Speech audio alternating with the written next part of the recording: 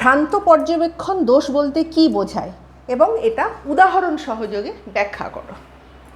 প্রথমেই আমি এক্সাম্পলটা দেব।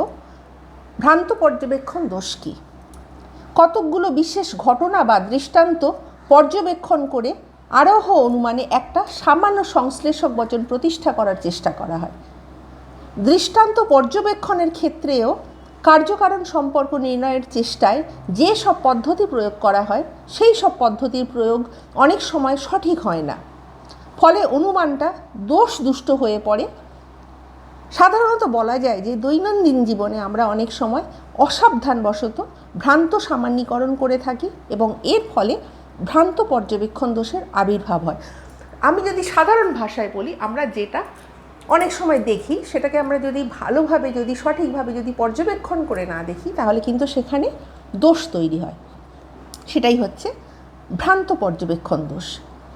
কোনো বস্তু বা ঘটনা আসলে যে ধর্ম বিশিষ্ট তাকে ঠিক তেমনভাবে পর্যবেক্ষণ না করে যদি অন্যভাবে বা অন্য বস্তুরূপে প্রত্যক্ষ করা হয় তাহলে যে দোষ হয় তাকে বলা হচ্ছে ভ্রান্ত পর্যবেক্ষণ দোষ। যেমন দড়িকে সাপ বলে ভুল করা। এক্ষেত্রে দড়িকে প্রত্যক্ষ করা হচ্ছে, অর্থাৎ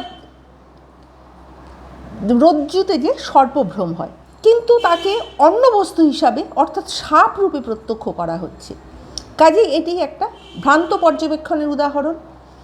এই ভ্রান্ত পর্যবেক্ষণ দোষ হলো সদর্থক দোষ, কারণ এক্ষেত্রে আমরা বস্তুর পরিবর্তে ভুল করে আরও একটা বস্তুকে প্রত্যক্ষ করি। কাজেই এটা হলো সদর্থক প্রকৃতির দোষ। আমরা রজ্জুতে সর্পভ্রম, আমরা যেটা যা সেইটা না দেখে আমরা একটা অন্য রকম দেখছি, এটাই হচ্ছে সদর্থক প্রকৃতির দোষ। ভ্রান্ত পর্যবেক্ষণ দোষ আবার দুই রকম হতে পারে। ক, ব্যক্তিগত ভ্রান্ত পর্যবেক্ষণ দোষ, আর খ হলো সার্বিক ভ্রান্ত পর্যবেক্ষণ দোষ। প্রথমেই আমি বলবো ব্যক্তিগত ভ্রান্ত পর্যবেক্ষণ দোষ। অনেক সময় কোনো বস্তুকে ভিন্ন ভিন্ন ব্যক্তি ভিন্ন ভিন্ন রূপে প্রত্যক্ষ করে। একই বস্তুকে ভিন্ন ব্যক্তির ভিন্ন রূপে প্রত্যক্ষই হলো ব্যক্তিগত ভ্রান্ত পর্যবেক্ষণ। এই দোষ সকলের ক্ষেত্রে ঘটে না, কেবল একজন বা কয়েকজন ব্যক্তির ক্ষেত্রেই লক্ষ্য করা যায়। এটা সবাই কিন্তু দেখছে না, এটা বলছে যে কয়েকজন ব্যক্তির ক্ষেত্রে দেখা যাচ্ছে।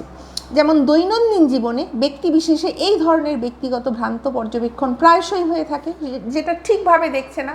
কিছু কিছু ব্যক্তি রয়েছে কোনো জিনিস যখন দেখছে একদম সঠিকভাবে দেখছে না, তাই কিছু কিছু ক্ষেত্রে দেখা যাচ্ছে যে এটা হচ্ছে যে দোষটা হচ্ছে সেটা হচ্ছে ব্যক্তিগত ভ্রান্ত পর্যবেক্ষণ দোষ।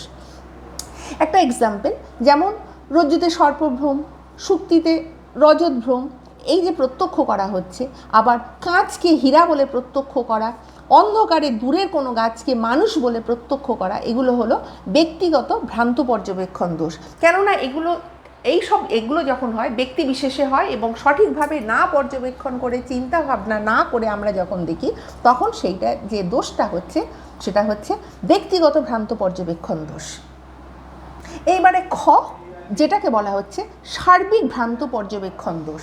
এটা সার্বিক, এটা সকলের ক্ষেত্রেই ঘটতে পারে।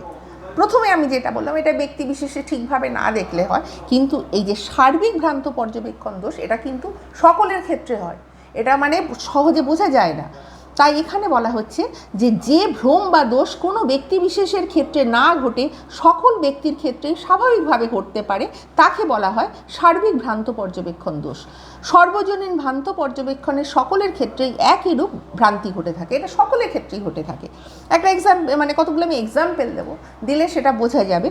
একটা অর্ধ নিমজ্জিত লাঠি সবাই দূর থেকে বাঁকা দেখি, এক্ষেত্রে লাঠিটা প্রকৃতই সোজা, কিন্তু জলের মধ্যে সেটাকে বাঁকা দেখার জন্য ভ্রান্ত পর্যবেক্ষণ দোষ ঘটে, এটা সকলের ক্ষেত্রেই ঘটে। আবার রেলগাড়িতে চড়ে জানলার ধারে বসে বাইরের দিকে তাকালে মনে হয় দূরের মাঠ ঘাট বাড়ি সব যেন উল্টো দিকে দৌড়াচ্ছে, কিংবা ফাঁকা মাঠ দিয়ে পূর্ণিমা রাত্রিতে যেতে যেতে মনে হয় যেন চাঁদটা আমাদের সঙ্গে সঙ্গে যাচ্ছে। এগুলো সবই হলো সার্বজনীন ভ্রান্ত পর্যবেক্ষণের উদাহরণ।